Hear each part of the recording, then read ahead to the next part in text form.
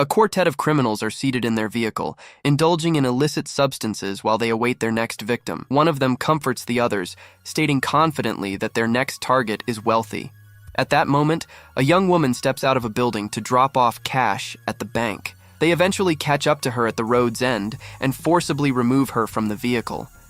One of the criminals rummages through the car for cash but discovers nothing. Out of nowhere, an elderly couple, George and Sandra, are passing by and halt at the scene. The criminals threaten to harm George, one of whom strikes him with a baseball bat. However, George retaliates, striking the assailant, causing his head to crack open. He then confronts the others, asking them to leave. The police soon arrive on the scene. In his statement to the officers, George explains that he only intended to apprehend the criminal, not cause his death. Chief Inspector Holland, with a sarcastic tone, he then handcuffs George under suspicion of murder. Toward the end of the day, the last three criminals approach their leader, Warren, telling him that their heist didn't go as smoothly as they hoped. Upon asking about his brother, Warren is taken aback by the news of his demise. Fueled by grief over his brother's death, Warren commands the criminals to stay away until George is brought to justice. After George is set free on bail and returns to his home, the criminals, including Warren, track him down and ring his doorbell. While the other two criminals encircle the house from behind, one of them reveals his plan to attack George's wife. George is held against a wall with a knife lodged in his mouth, as the criminal who had threatened him earlier mocks him for acting like a hero that day. The criminals then bind the couple to chairs in the garage and spray them with gasoline. As the couple cries out in terror, Warren sets the room on fire, incinerating them. In the following scene, we see a plane landing on the runway.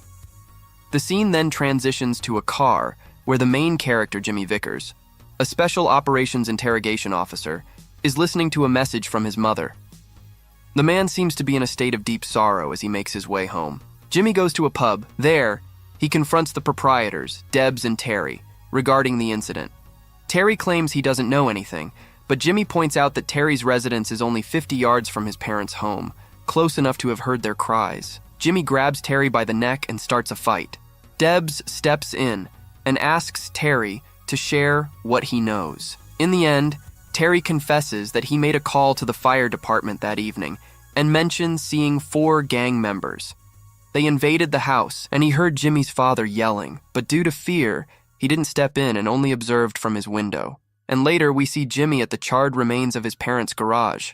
Jimmy's friend in the police force, Griffin, tells him that a neighbor reported seeing a black BMW racing through the area at 11 p.m. that night, but they were unable to capture the license plate.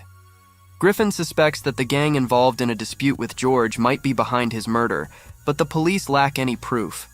Jimmy exits the garage, his eyes filled with tears. The following day, Jimmy visits his parents' burial site. During his time at the cemetery, his wife, Morgan, arrives. It's here that we discover that Jimmy and Morgan were on the verge of separating before this unfortunate event took place.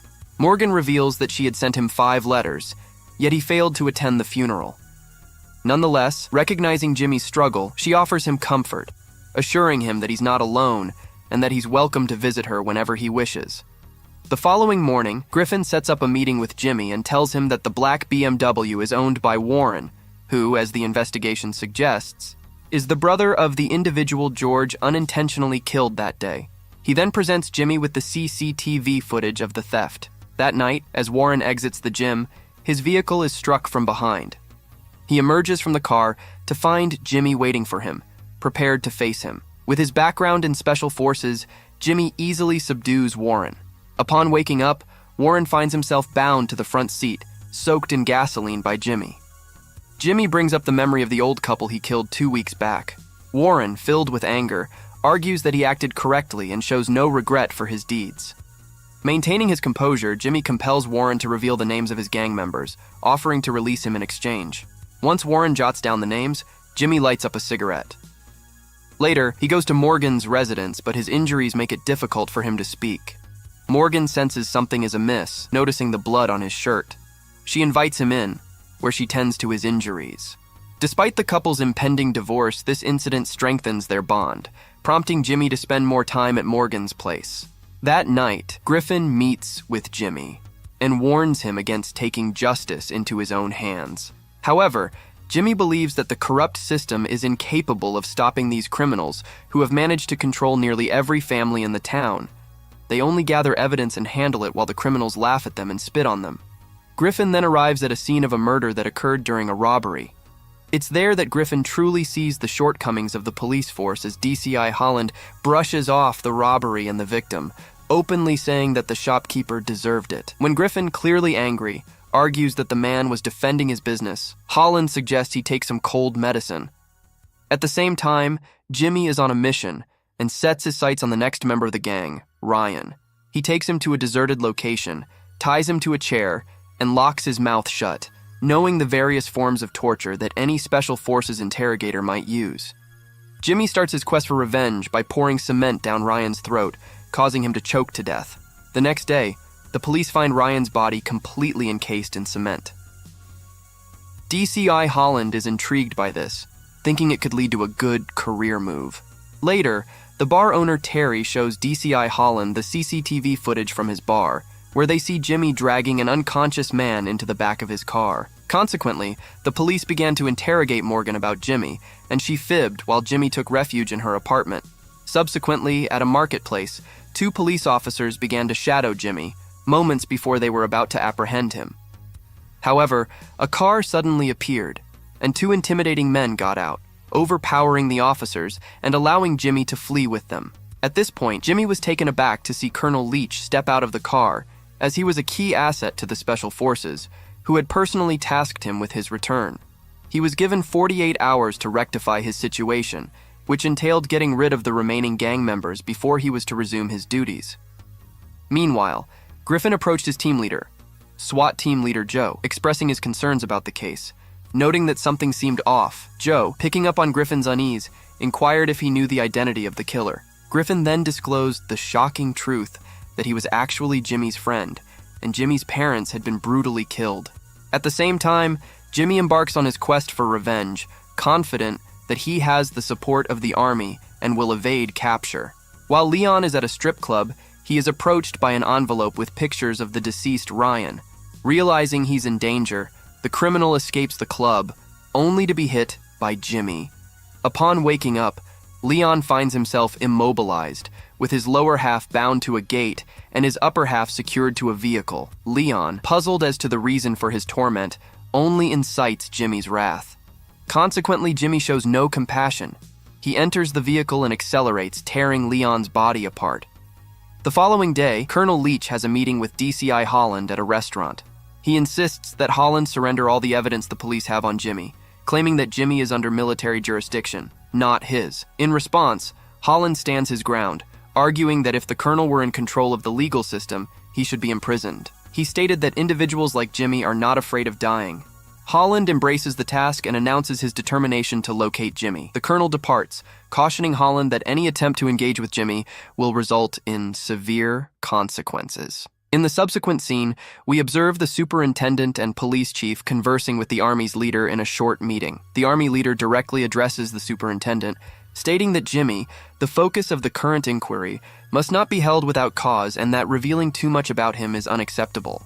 The officers have conveyed to their superiors the importance of Jimmy to Britain's most confidential operations. The military's command insists that the police report directly to them regarding the investigation's progress. That evening, the sole survivor of the gang, Rob, who was involved in the murder of Jimmy's parents, is taken outside by some drug dealers. Jimmy uses him as protection, compelling him to ring the doorbell. Jimmy eliminates all the other drug dealers except for Warren's associate, Caleb. Jimmy binds Caleb to a chair and begins to combine chemicals in a barrel, the same substances the dealers use to produce their drugs. Subsequently, Jimmy dissolves all the money in the barrel before pouring the acidic solution over Caleb's head, dissolving him completely. At the same time, DCI Holland discovers that Officer Griffin has been leaking information to Jimmy from the beginning, so he confronts him about who his next target could be. Griffin, however, won't disclose the information and insists that Holland keep his distance from Jimmy. Yet, Holland appears determined to pursue Jimmy and goes against his superior's directives. Holland then locates the final member of the gang who had fled from the hospital the previous night. The injured individual is observed going through some documents in Jimmy's apartment. Shortly after, Jimmy catches up with him and convinces him to take him to the harbor. He makes the individual submissive, ties his hands, and reveals a syringe stating that it contains the most lethal inhalant that will incinerate someone from the inside. Rob spits in Jimmy's face and instructs him to inspect the trunk of his car, leaving Jimmy in utter shock to discover that Rob had previously murdered Morgan before Jimmy had the chance to do so. When the SWAT team, led by Holland, arrives at the scene, Jimmy, in disbelief and drained, fires all the bullets from his gun at Rob. At the same time, Griffin shows up and challenges Holland regarding his decision to release Rob from the hospital, which results in Morgan's demise. Holland claims he let him go to lead them to Jimmy, unaware of the consequences. Realizing the gravity of the situation, SWAT team leader Joe commands his team to halt their operations. They permit the injured Jimmy to depart, with Holland attempting to intervene. Jimmy delivers a powerful punch to Holland, effectively halting his advances. The film concludes in a tight alley where a random girl is disposing of trash. As she cries out for assistance, at the far end of the alley, Jimmy emerges, and the movie ends.